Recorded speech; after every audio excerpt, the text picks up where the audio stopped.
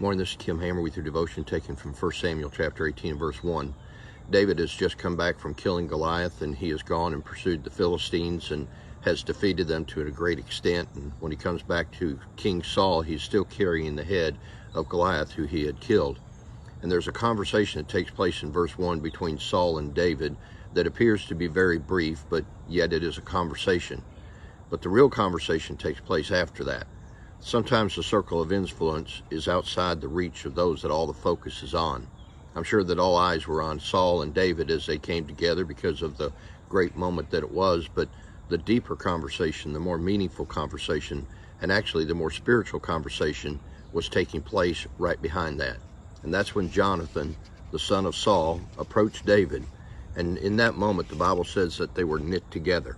Now, there are some that are of a demented mindset that would say that this was something sexual going on between Jonathan and David, when in reality that isn't anything but a lie born out of hell. The reality is that Jonathan and David had that kind of a relationship that the Bible talks about in the book of Proverbs, chapter 18 and verse 24. It says, "A man of many companies may come to ruin."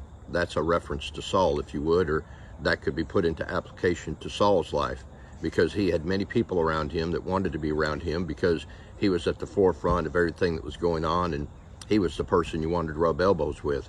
But in reality, we find that the Bible predicted that he would come to ruin. Verse 24 of Proverbs 18 goes on and says, "But there is a friend who sticketh closer than a brother." That is referring to Jonathan. What is stated in Proverbs chapter 18 verse 24 is playing out before our eyes in 1 Samuel chapter 18 in verse 1 through 5. You have Saul, who has all the company around him, has all the attention, is the focus of everything that's going on, but yet he is going to come to ruin. And yet there is a conversation, there's a relationship that is developing that really, for all practical purposes, have escaped most people's eyes, but is the one that is going to be the lasting relationship. It's the one where even Jonathan, the son of Saul, who would have been a successor to the throne, was willing to surrender that position, and in a way of gesture gave David everything that would have given him the appearance of having the right to that throne. He gave it to David. That's how much he loved him. That's how much he realized that the hand of God was on him. You see, sometimes we find that that which gets all the attention seems to be what's important, when in reality sometimes it's what nobody's paying attention to that is the most important thing of all.